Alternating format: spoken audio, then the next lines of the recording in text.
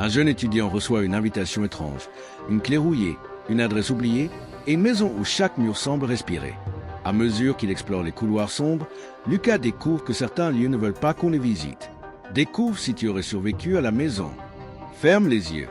Écoute les murmures. Tout a commencé un vendredi soir, quand Lucas, un jeune étudiant de 22 ans passionné de vidéos paranormales, reçut un paquet étrange sans expéditeur. Dedans, une vieille clé rouillée et une note au papier jauni.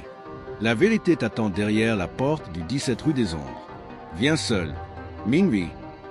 Intrigué et un peu excité, Lucas hésita. Ses amis lui auraient conseillé de ne pas y aller. Mais pour un chasseur de mystères comme lui, c'était irrésistible. À minuit pile, Lucas se retrouva devant une maison décrépite, presque engloutie par la végétation. La lumière de la lune dessinait des ombres inquiétantes sur les murs fissurés. La porte s'ouvrit d'elle-même, comme si elle l'attendait. À l'intérieur, l'air était glacial. Un parfum ancien, presque moisi, flottait dans la pénombre. Lucas sortit sa lampe torche et avança. Chaque pas résonnait comme un avertissement. Puis il entendit le premier murmure, faible, presque imperceptible. Lucas. Le son venait du couloir du fond. Tremblant, il s'approcha. Les murs étaient recouverts de portraits anciens aux yeux étrangement vivants. Chaque peinture semblait suivre ses mouvements. Au bout du couloir, une porte fermée par un lourd cadenas. La clé qu'il avait reçue grinça dans la serrure. La porte s'ouvrit lentement, révélant une pièce vide, sauf pour un miroir ancien, posé au centre. Quand Lucas s'avança pour l'observer, il eut l'impression que son reflet bougeait de manière indépendante. Une voix sifflante, presque humaine, murmura. « Tu ne devrais pas être ici. » Lucas recula, le cœur battant, mais une force invisible le poussa vers le miroir. Son reflet souriait, mais ce n'était pas son sourire. Et puis, soudain, le miroir se fissura, projetant une lumière aveuglante qui l'engloutit tout entier. Lucas se réveilla dans une version de la maison, mais quelque chose n'allait pas. Les murs étaient vivants, respirant presque, et les murmures se multipliaient. Chaque portrait qu'il avait vu semblait maintenant bouger, leurs yeux le fixant avec une haine silencieuse. C'est là que Lucas comprit. Il n'était plus dans le monde qu'il connaissait. La maison l'avait pris, et elle voulait qu'il découvre ses secrets. Lucas avançait prudemment dans ce couloir vivant, où le bois semblait gémir à chaque pas. Les murs, couverts de vieilles peintures, suintaient une substance sombre et collante, comme si la maison elle-même transpirait ses souvenirs. Les murmures s'étaient intensifiés, devenant presque intelligibles. « Pars, ne touche pas. Tu dois payer. » Il entra dans une pièce qu'il n'avait pas remarquée auparavant. Là, une table recouverte de poussière portait un vieux journal à la couverture de cuir craquelé. Tremblant, Lucas l'ouvrit. Les pages étaient remplies d'écritures tremblantes, presque griffonnées par une main en détresse. Il lut à voix basse. « Ils regardent tout, ils savent tout. Ne leur fais pas confiance. La maison prend ce qu'elle veut. » Un frisson glacé le parcourut. Il n'était pas seul. Quelque chose bougeait dans l'ombre. Une silhouette se matérialisa lentement au fond de la pièce. Une femme aux cheveux longs et noirs, le visage caché par une épaisse chevelure. Elle ne parlait pas, mais ses yeux brillaient d'une lumière rougeâtre. Lucas recula, mais le sol semblait s'étendre sous ses pieds, le forçant à avancer. La silhouette glissa silencieusement vers lui, et dans un souffle glacial, une voix murmura. « La clé ouvre la porte, mais la porte ne se refermera jamais. » Avant qu'il ne puisse répondre, la porte par laquelle il était entré claqua violemment. Le couloir avait disparu, remplacé par une pièce circulaire où les murs étaient recouverts de miroirs. Dans chaque reflet, Lucas voyait des versions différentes de lui-même. Certaines hurlant, certaines pleurant, d'autres souriant d'un air cruel. Avant qu'il ne puisse répondre, la porte par laquelle il était entré claqua violemment. Le couloir avait disparu, remplacé par une pièce circulaire où les murs étaient recouverts de miroirs. Dans chaque reflet, Lucas voyait des versions différentes de lui-même. Certaines hurlant, certaines pleurant, d'autres souriant d'un air cruel. Une pensée lui traversa l'esprit. La maison ne voulait pas seulement le piéger. Elle voulait le briser, fragmenter son esprit. Chaque reflet semblait le provoquer, répétant ses peurs les plus profondes. Solitude, échec, mort. Puis, un grincement derrière lui le fit sursauter. Une porte était apparue là, où il n'y avait rien. Tremblant, il s'approcha et l'ouvrit. Il découvrit une immense bibliothèque avec des livres anciens, des cartes et des artefacts étranges. Sur une table, un parchemin attira son attention. Dessus, un symbole qu'il avait déjà vu dans le miroir, un cercle entouré de runes avec une inscription presque effacée. Celui qui cherche la vérité doit être prêt à affronter son reflet. Lucas sentit un mélange de peur et de curiosité. Il savait que la maison le testait. Mais il ignorait encore à quel point ce test serait cruel et combien de temps il pourrait résister avant de devenir lui-même un murmure parmi les murs. Lucas passa des heures à fouiller la bibliothèque. Chaque livre semblait plus étrange que le précédent. Certains racontaient des histoires qu'il n'avait jamais entendues, d'autres étaient remplis de dessins de créatures impossibles, leurs yeux semblant suivre chacun de ses mouvements. Puis, derrière un rayon de livres instables, il remarqua une trappe au sol, presque invisible. Son cœur battait à tout rompre. Il savait que la maison le guidait vers cette découverte. Mais vers quoi? Avec un effort, il souleva la trappe. Un escalier en colimaçon descendait dans l'obscurité.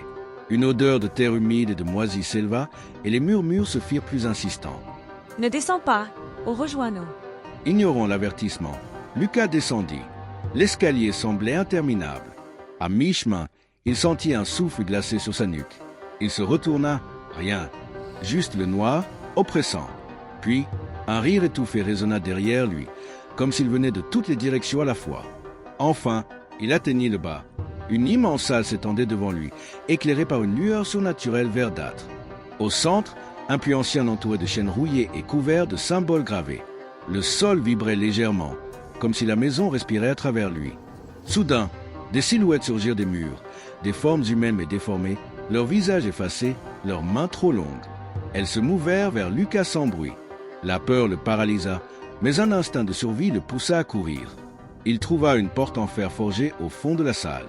Elle était verrouillée, mais sur la serrure était gravé un symbole qu'il avait déjà vu sur le parchemin dans la bibliothèque.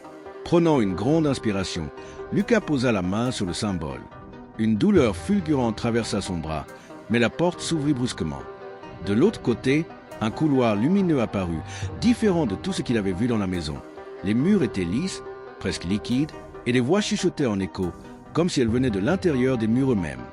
Alors qu'il avançait, Lucas entendit une voix familière, douce et tremblante. « Lucas, tu dois comprendre. La maison ne prend pas ce qu'elle veut. Elle se nourrit de ceux qui viennent chercher ce qu'ils ne devraient pas. » La voix venait d'un miroir suspendu au mur. Son reflet y apparaissait, mais cette fois, il n'était pas seul. Une silhouette sombre se tenait derrière lui, invisible dans la salle réelle. Le miroir se fendit lentement et la créature étendit une main griffue vers Lucas. Lucas recula d'un bond. Il comprit alors que la maison n'était pas seulement vivante, elle choisissait ses victimes, jouant avec leur peur pour les transformer en prisonniers éternels. Mais au fond de lui, une question brûlait. Et si cette maison avait une faiblesse? Et si, derrière ces murs mouvants et ces ombres menaçantes, un secret existait, un secret capable de briser son emprise? Lucas avançait dans le couloir lumineux, chaque pas résonnant comme un coup de tonnerre. Les murs liquides ondulaient légèrement, comme s'ils étaient vivants, et les voix qui chuchotaient devenaient plus insistantes. Elles ne disaient plus seulement son nom, elles évoquaient ses peurs les plus profondes, l'oubli, la solitude, la trahison. Au bout du couloir, il trouva une grande porte ornée de symboles étranges et brûlée par le temps. Une inscription à peine lisible disait « Ici réside le cœur. Celui qui l'affronte voit la vérité. » Lucas sentit une terreur viscérale. Le cœur de la maison, cela devait être l'origine de toute cette horreur. Mais il savait qu'il n'avait pas le choix. Si la maison voulait le détruire, mieux valait découvrir son secret pour avoir une chance de survivre. Il poussa la porte et entra dans une immense salle circulaire. Le plafond semblait disparaître dans l'obscurité. Au centre, une sphère noire flottait, pulsant comme un cœur battant, émettant une lumière qui semblait aspirer toute chaleur et toute vie autour d'elle. Des silhouettes tourbillonnaient autour de la sphère, figées dans des positions grotesques, les yeux vides, murmurant des prières inaudibles. Lucas comprit que ce cœur était la source de la maison. Tout ce qu'il avait vu jusqu'ici, les murs vivants, les miroirs, les murmures, provenaient de cette entité. Soudain, la sphère émit un cri strident qui fit vibrer les murs.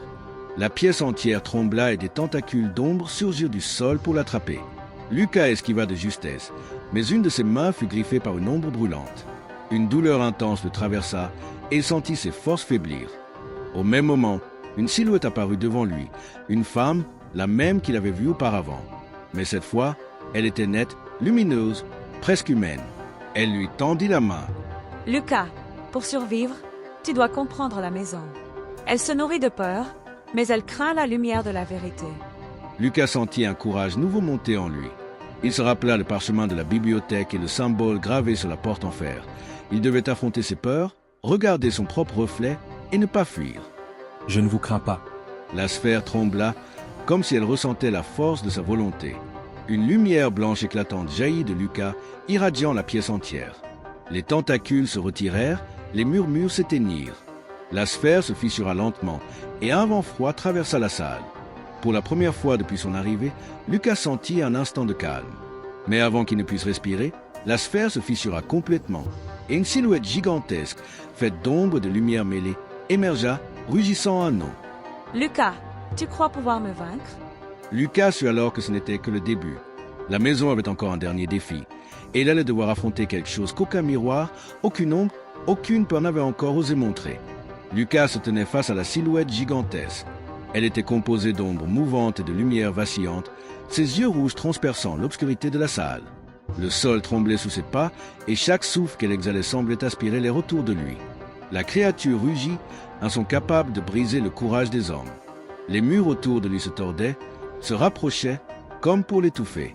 Les murmures revenaient, plus insistants, mais Lucas se concentra sur une seule pensée, survivre et découvrir la vérité. Je ne te crains pas. Cria-t-il. La créature ricana et ses tentacules d'ombre jaillirent pour l'engloutir. Lucas esquiva de justesse, et une voix familière résonna dans sa tête. Utilise la lumière. Ta peur est ta prison.